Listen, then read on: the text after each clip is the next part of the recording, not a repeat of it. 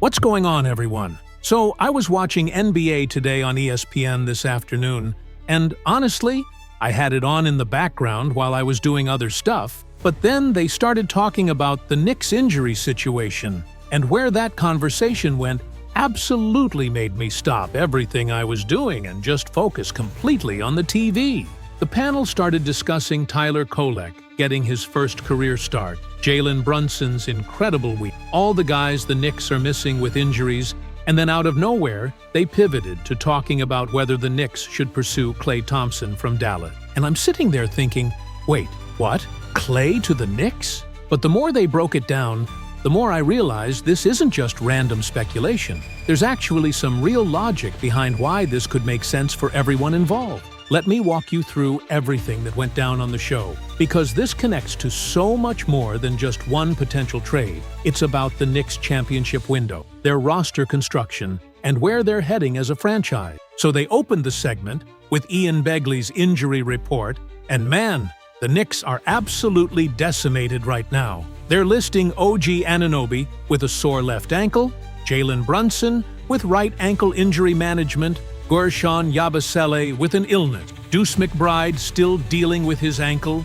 Landry Shamet out with a shoulder issue, and Pacome Dadiet on a G League assignment. That's literally 6 players unavailable, meaning the Knicks only have 9 regular roster guys, plus their two-way contracts available going into their game against Minnesota. They're essentially running with 12 players total, which is reminiscent of that Indiana Pacers game where they were super short-handed. Hey, what's up everyone? 1 second before we dive in. That like button right there? Hit it now. Takes literally 1 second but makes a massive difference in growing this channel and reaching more fans.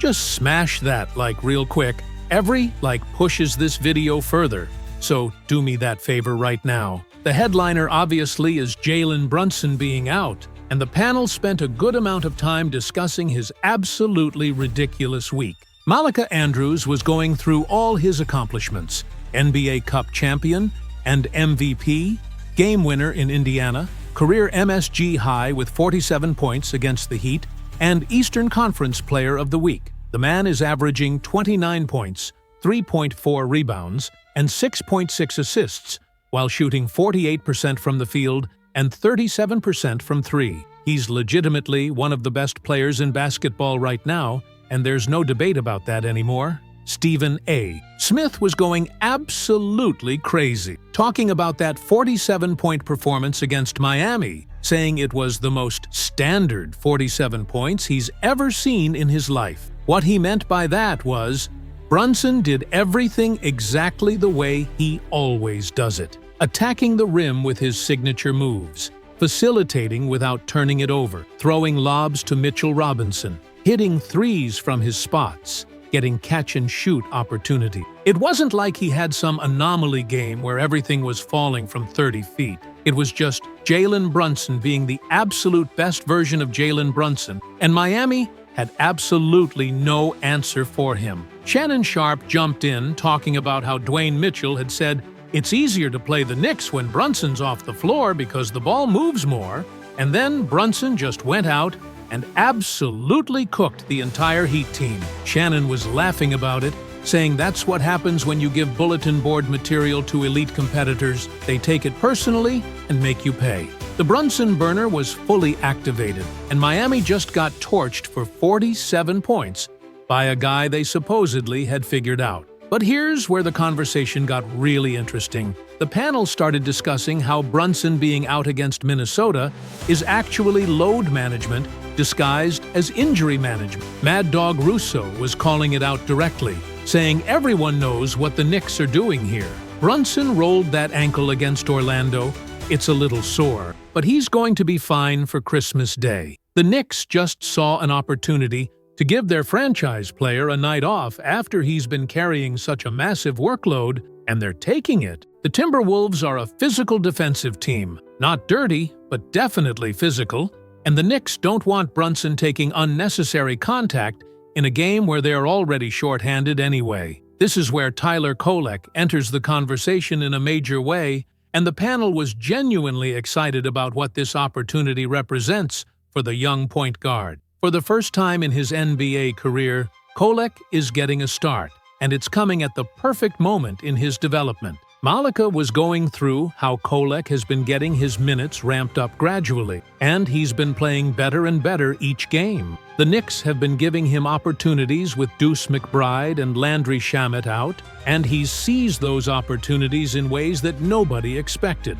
Stephen A. brought up the stats showing Kolek has the highest plus-minus in the entire NBA over the past 2 weeks at plus 78. With Victor Wembanyama second at plus 69. Obviously, he was joking about Kolek being better than Wembanyama, but the point is that when Kolek is on the floor, the Knicks are just demolishing opponents. Over his last 5 games, he's averaging 8.4 points, 5 assists, and 4 rebounds, while shooting 58% from the field. Those are legitimately impressive numbers for a rookie getting his first extended run. The panel showed highlights from Kolek's game against Indiana, which was the best performance of his NBA career. He looked confident running the offense, making the right reads, pushing the pace, and his playmaking was really impressive. Shannon was talking about how Kolek plays very similarly to Jalen Brunson in terms of his pace, his decision-making, and his ability to run pick and roll.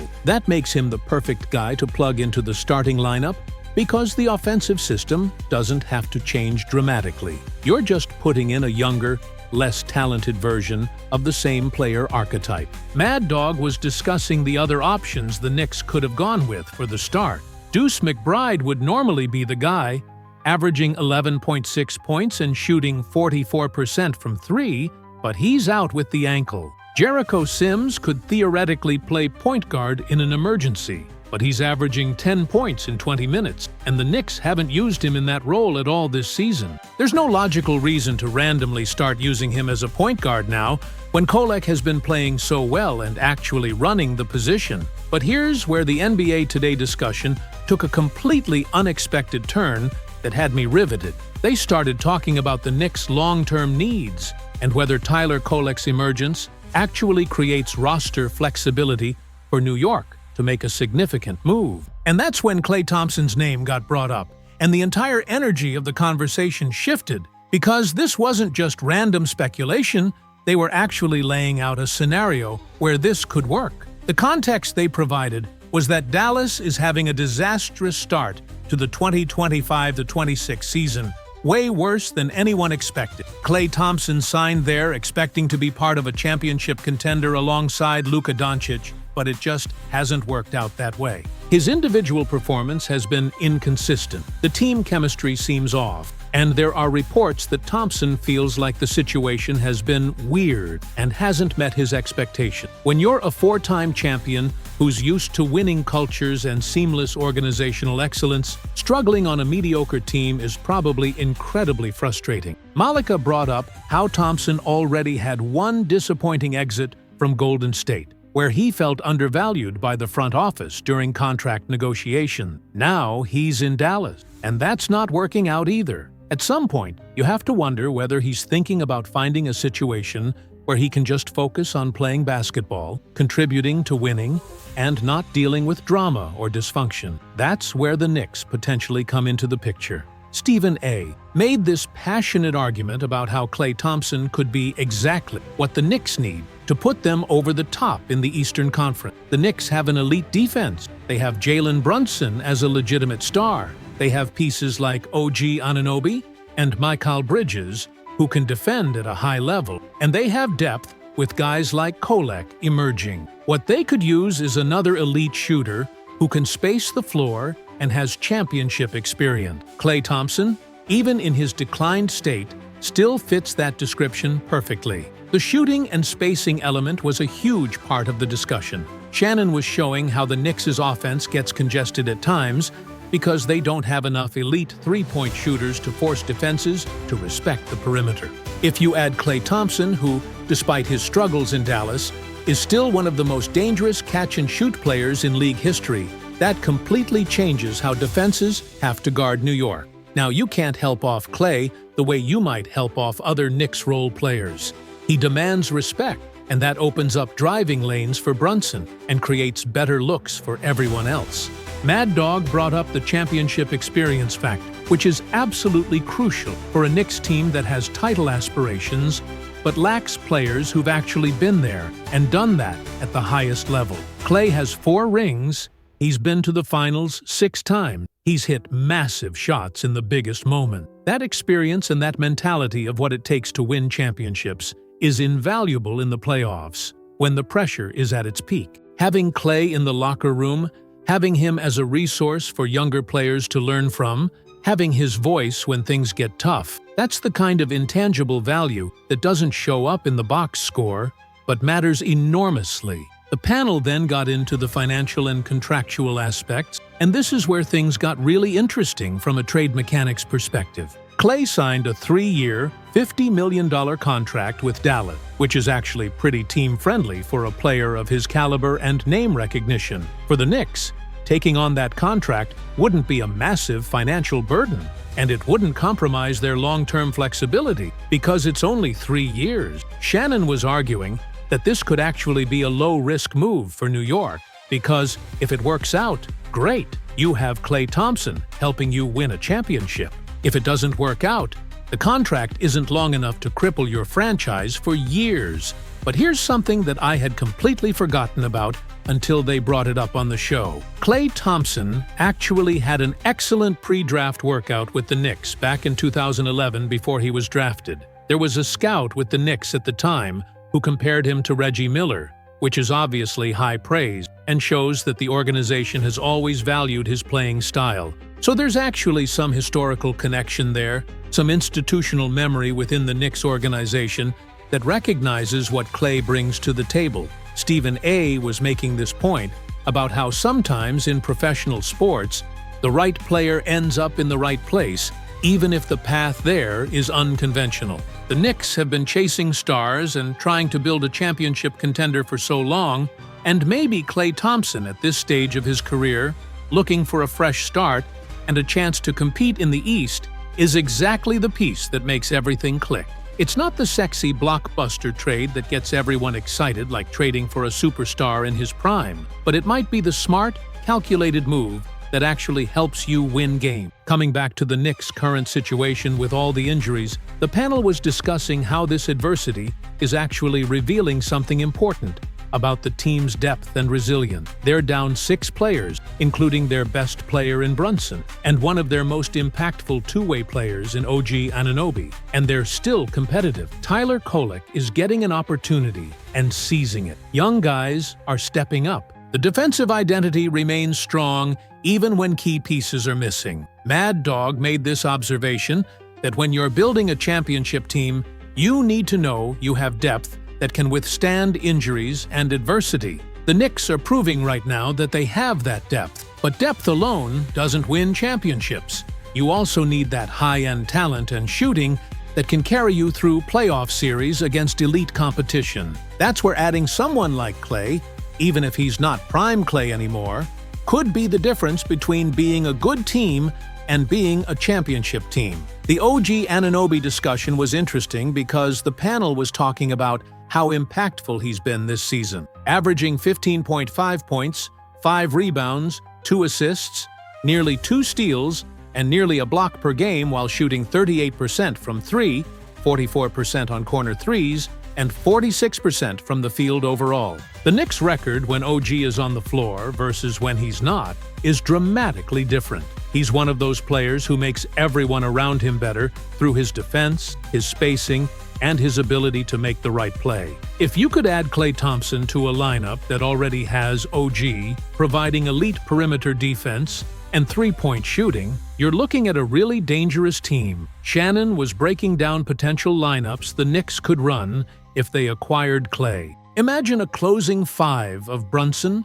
Klay, OG Anunoby, Mikal Bridges, and Karl Anthony Towns. That's elite shooting at every position. Multiple guys who can defend, and enough playmaking between Brunson and Towns to run an effective offense. You could switch almost everything defensively, and offensively you'd have so many options for how to attack, depending on matchups. That's the kind of lineup that could legitimately win the Eastern Conference. The role and expectations discussion was really important because the panel was emphasizing that Klay would need to be comfortable accepting a different role than what he had in his prime with Golden State. He might not be starting, he might be coming off the bench as a sixth man, and his primary job would be spacing the floor and hitting open threes.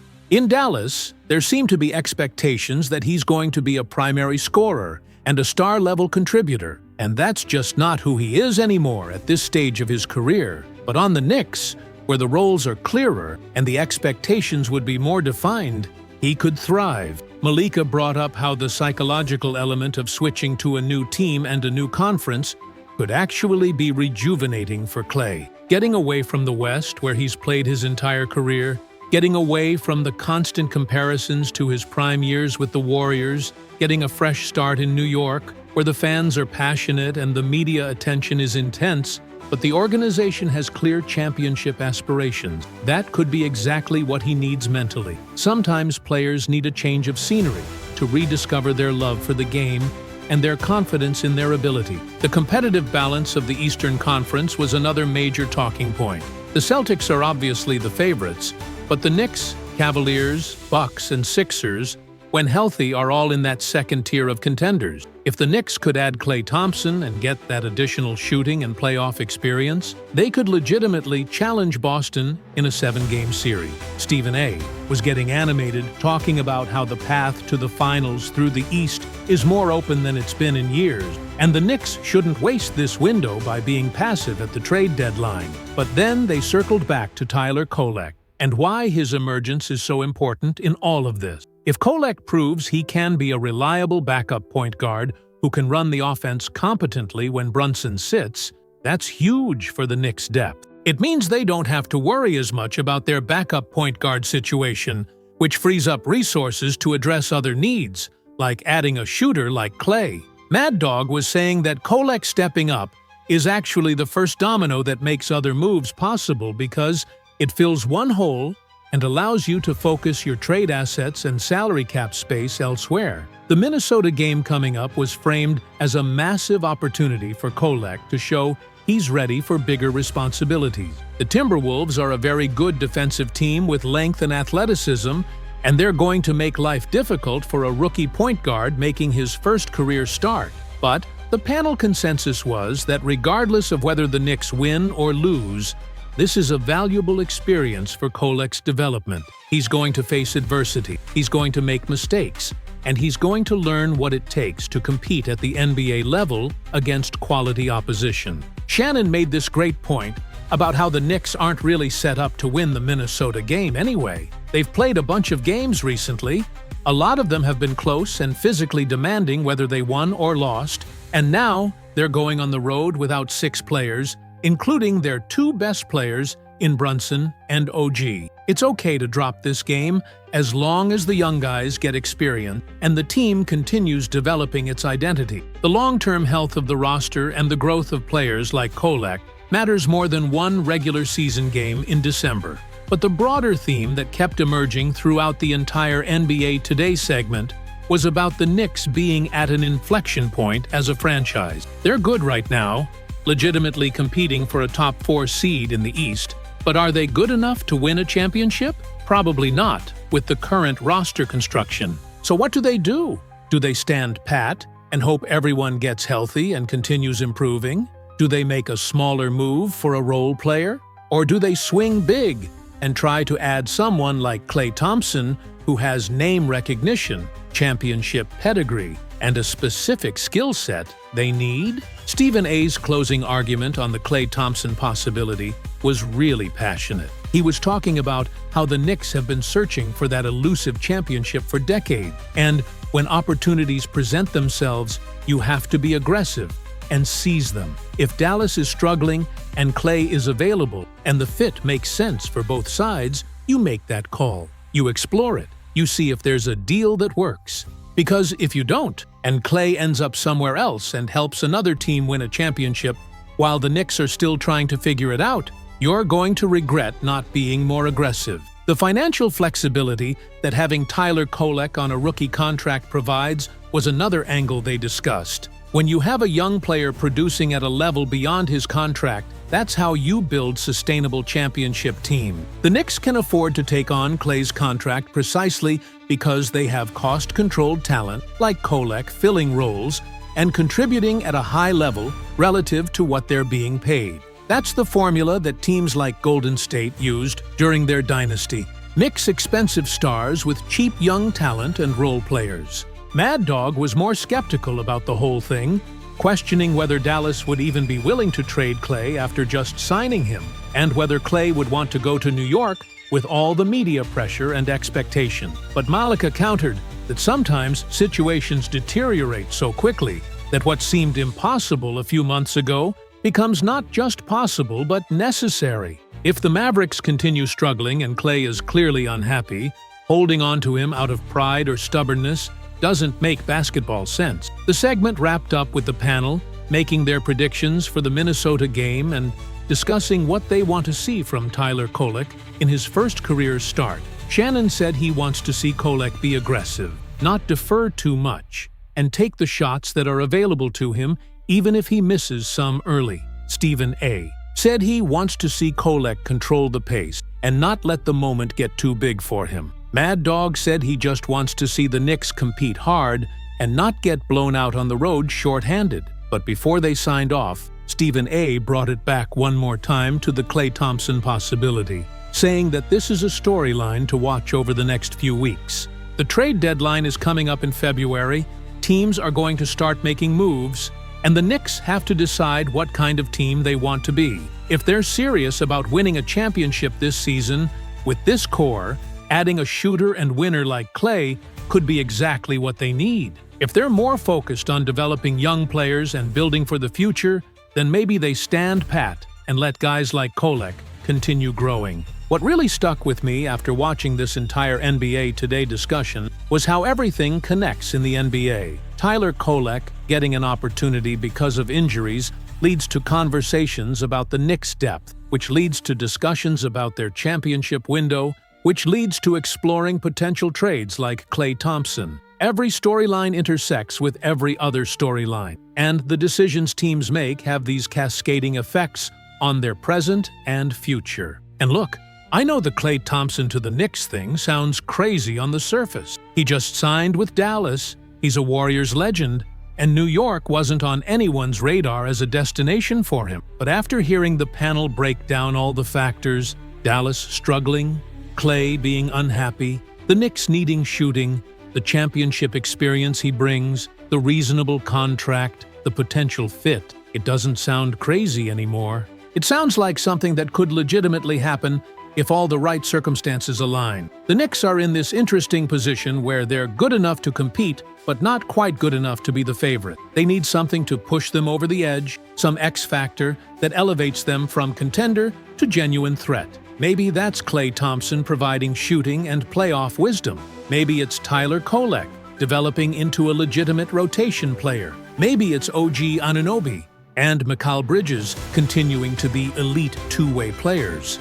Or maybe it's all of those things coming together at the right time. So what do you guys think? Is Klay Thompson to the Knicks pure fantasy? Or could this actually happen? Should the Knicks be aggressive at the trade deadline trying to add pieces? Or should they be patient and let their current roster develop? And what do you want to see from Tyler Kolek in his first career start? Is this the beginning of something special or just a temporary opportunity? Let me know in the comments, because after watching NBA Today, break all this down, I'm way more intrigued by these Knicks storylines than I was before, and I'm genuinely curious what other people think about where this team is heading and what moves they should make.